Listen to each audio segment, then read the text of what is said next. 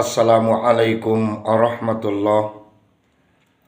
সম্মানিত বাংলাদেশের সকল স্তরের নাগরিক অধিকার সূত্রের যত বিচক্ষণ ব্যক্তিত্ব আছেন, লক্ষ্য করে দেখুন, স্বাধীনতা হয়েছে রক্তক্ষয়ী সংঘর্ষের মধ্য দিয়ে।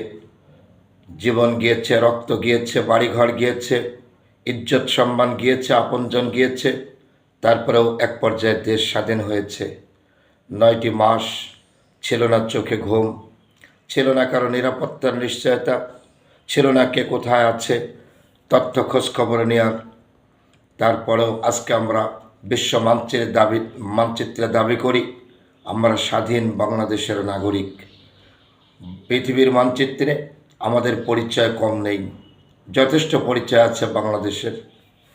অথচ আমাদের আভ্যন্তরীণ যে সংকট, সেটা নেতৃত্বের বড়ই সংকট। পর্যায়ক্রমে যাদেরকে বিভিন্ন সময় বয়কট করেছি, যাদের আচরণে আমরা ব্যথিত হয়েছি, আবার নিরুপায় হয়ে তাদেরকেই আবার ডেকে আনতে হচ্ছে। কবে শেষ হবে অবিচার, জুলুম, অত্যাচার, অনাচার?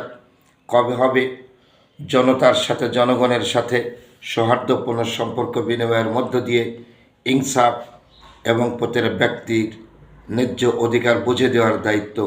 তাই আমরা এবার ভুল করব না।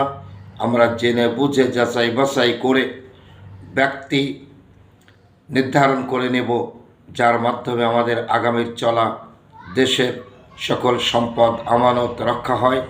আল্লাহ যেন আমাদের এমন একটা সুচিন্তা, মননশীলতা, চিন্তা ভাবনা করে পথ চলার মতন একতা ঐক্যের ব্যবস্থা করে দেন। আমিন। আমা তাওফিকে ইল্লা বিল্লাহ। আসসালামু আলাইকুম ওয়া রাহমাতুল্লাহ।